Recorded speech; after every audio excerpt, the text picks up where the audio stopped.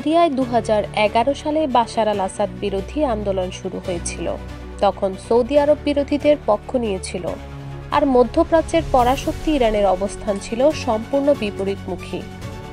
সিরিয়ায় বাশার আল আসাদকে হটাতে না পেরে তখন ব্যাপক চটে গিয়েছিল সৌদি আরব সহ আরব বিশ্বের বিভিন্ন দেশ। এর সাজাও দেওয়া হয়েছিল সিরিয়াকে। এখন পরিবর্তিত পরিস্থিতিতে ইরানের জায়গা দখল করে নিচ্ছে সৌদি আরব। দীর্ঘ 1 দশক ধরে সিরিয়াকে আরব লীগের বাইরে রাখা হয়। পরে অবশ্য সৌদি সিরিয়ার সম্পর্কে বরফ গলে। তখন আরব লীগে আবার উদয় হয় সিরিয়ার। গেল ডিসেম্বরে বাশার আল আসাদ সরকারের পতন এবং পলায়নের পর রিয়াদ দামেস্ক সম্পর্কে ফের নতুন বাতাস বইতে শুরু করেছে।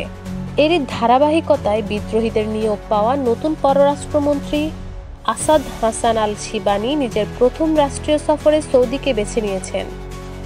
এর আগে শিবানিকে রিয়াদ যেতে আমন্ত্রণ জানান সৌদি সমকক্ষ প্রিন্স ফয়সাল বিন ফারহান। পরে সোমবার এক টুইট বার্তায় আল শিবানি জানান সৌদির সঙ্গে সিরিয়ার কৌশলগত সম্পর্ক স্থাপন করতে আগ্রহী তিনি। চলতি মাসের শুরু থেকে সৌদি আরবের রয়্যাল কোর্টের একজন উপদেষ্টার নেতৃত্বে একটি প্রতিনিধি দল সিরিয়ার বিদ্রোহীদের নেতা আহমেদ আল সারার সঙ্গে সাক্ষাৎ করে। এরপরে দুই দেশের সম্পর্কে ব্যাপক উন্নতির ইঙ্গিত পাওয়া যাচ্ছে। বর্ষবরণের অজুহাতে রাজধানীর বিভিন্ন হোটেলে বসে মদের আসর, চলে অশ্লীল কার্যক্রম। সেসব নিয়ন্ত্রণে মাঠে তৎপর ছিল মাদকদ্রব্য নিয়ন্ত্রণ অধিদপ্তর। অভিযোগ পেয়ে রাতভর তারা নানা হোটেলে চালায় অভিযান। এতে আটক হন বেশ কয়েকজন।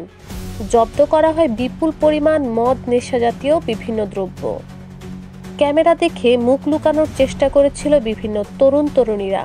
মূলত রাজধানীর অভিজাত একটি হোটেলে মাদকদ্রব্য নিয়ন্ত্রণ অধিদপ্তরের অভিযানে দেখা যায় এই দৃশ্য। বর্ষবরণের ভেতরে তখন চলছিল ডিজে পার্টি। 3 থেকে 5,000 টাকার প্যাকেজে অশ্লীল নৃত্য প্রদর্শনের পাশাপাশি বসেছিল মদের আসর। খবর পেয়ে ঘটনাস্থলে আসে মাদকদ্রব্য নিয়ন্ত্রণ অধিদপ্তর। হাতে নাতে আটক করা হয় 4 জনকে। জব্দ হয় বিপুল পরিমাণ মদ, গাঁজা। দফায় দফায় নিষেধাজ্ঞার পরও 31st নাইটে অনেক হোটেলে চলে অবৈধ কার্যক্রম। মাদকদ্রব্য নিয়ন্ত্রণ অধিদপ্তরের কর্মকর্তারা জানান, অপরাধী যেই হোক না কেন তাকে নেওয়া হবে আইনের আওতায়। রাজধানীর বেশ কয়েকটি হোটেলে রাতভর মাদক বিরোধী অভিযান চালিয়েছে মাদকদ্রব্য নিয়ন্ত্রণ অধিদপ্তর। প্রতি বছরই বর্ষবরণের নামে দেশের বিভিন্ন নামিদামি হোটেলে চলে অশ্লীলতা। তবে এসব কর্মকাণ্ডের সাথে শুধু হোটেলের মালিকই নয়, সরকারের বিভিন্ন কর্মকর্তাদেরও জড়িত থাকতে দেখা গেছে।